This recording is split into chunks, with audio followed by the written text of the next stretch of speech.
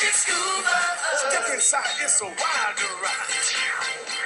Come on, ride on the magic school bus. Hey, Miss Frizzle, what's that yellow blob thing? That, my dear, is the cell. Let me first explain the cell theory. The cell theory states that cells are distinct entities and building blocks of a complex organism. Nearly all cells are made up of similar chemical compositions. So we have those things inside our bodies? Precisely! Well, where do they come from? All cells must come from pre-existing cells, so this cell cannot spontaneously appear. In humans, complete sets of genetic materials from the parent cell has to pass on to the daughter cells during cell division in order for it to be able to function.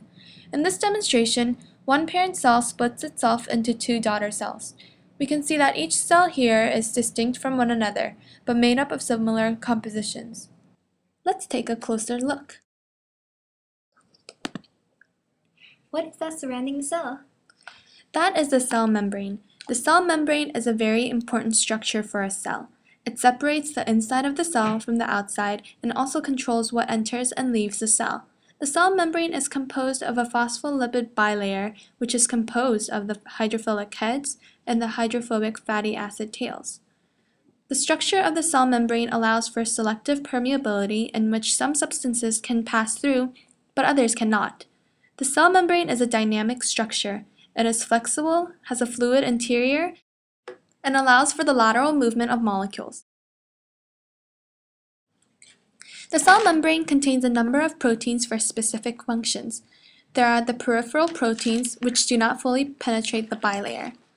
There are the integral proteins, which extend across the bilayer or are partially embedded in the bilayer.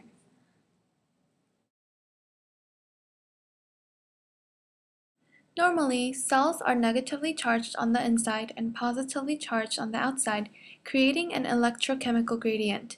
The gradient is formed by the charge difference, along with the difference in concentration. Some membrane proteins take on the role of a channel protein. A channel protein is a protein through which particles enter or exit the cell. When the channel protein is closed, the ions cannot enter the cell. When the channel is opened, the ions move down the concentration gradient, creating energy usually in the form of ATPs. This is an example of passive transport. In passive transport, particles move from regions of greater concentration to regions of lower concentration. No input of energy is required. Passive transport can be in the form of simple diffusion through the membrane, or it may be facilitated by a protein. On the other hand, active transport occurs when particles move from regions of lower concentration to regions of greater concentration. This requires an input of energy, usually in the form of ATPs. The ATPs are used to power the pumps which move the ions up the gradient to an area of higher concentration. Now let's shrink the bus and enter the cell. Hold on tight. Oh, bus, do your stuff.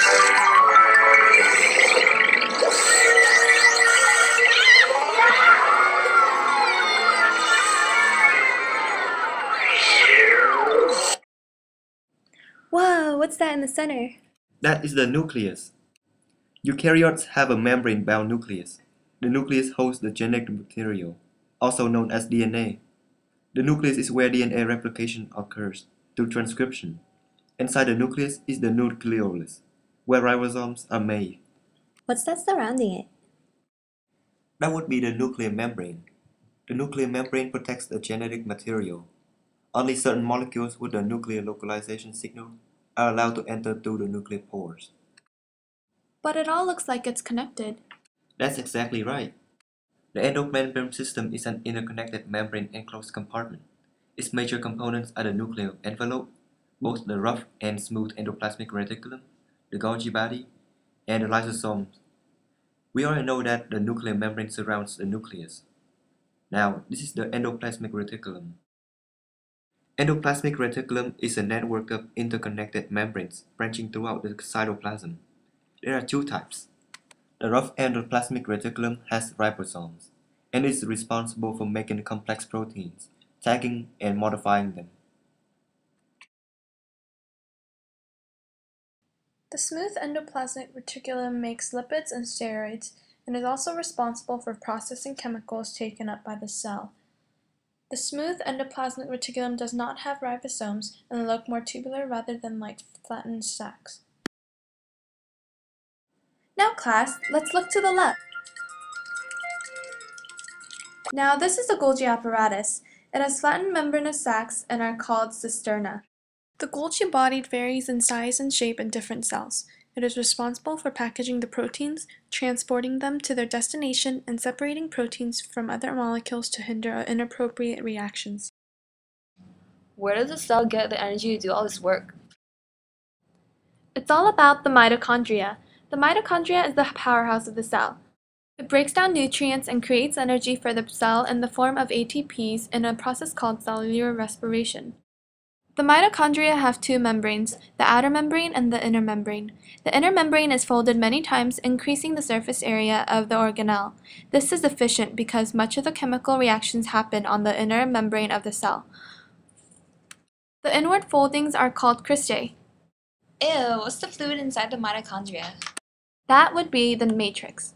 Did you know that the mitochondria is thought to have originated from an engulfed bacteria? This is why the mitochondria has distinct genetic material and can replicate itself. Oh! The next stop on the tour is the chloroplast. Chloroplasts are known as the basic food producers of all plant and some protist cells.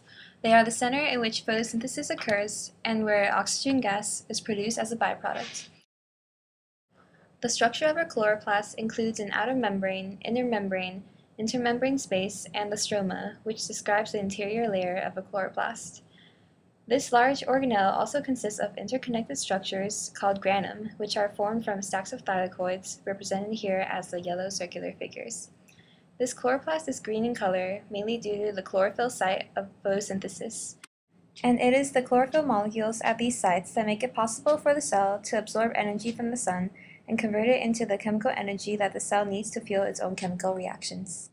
Miss Frizzle, how does a cell keep its shape? Well, I know. Let me explain. The cytoskeleton of a cell keeps it safe from wear and tear. As the dynamic structure of a cell, it is responsible for maintaining cell shape, enabling cellular motion, and playing roles in both the intracellular transport of organelles and the separation of chromosomes in mitosis and meiosis. The cytoskeleton in total consists of 3 proteins: actin filaments, also known as microfilaments, intermediate filaments, and microtubules. The actin filaments are formed from 2 intertwined strands and are responsible for processes such as muscle contraction, motility, and cell division in animals. The intermediate filaments can be seen as thick cables of fiber and are responsible for anchoring the nucleus and other organelles. Both the actin and intermediate filaments also maintain cell shape by resisting tension. Finally, the microtubules, seen as hollow tubes, are responsible for motility, movement of chromosomes during cell division, movement of organelles, and the maintaining of cell shape by resisting compression. I have a quick question. How does a cell dispose of things? Lysosomes are membrane-bound organelles that can be found in the cytoplasm of eukaryotic cells.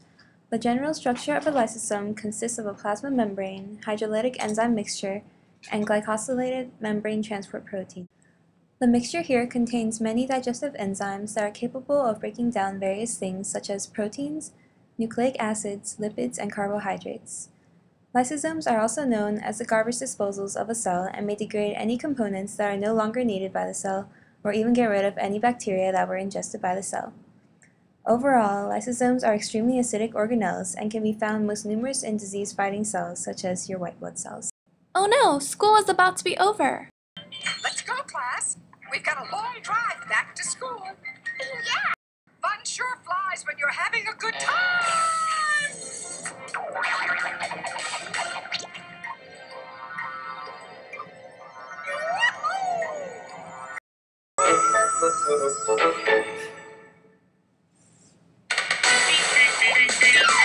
Surfing on a sound wave, swinging through the stars. Take a left at you and Take your second right past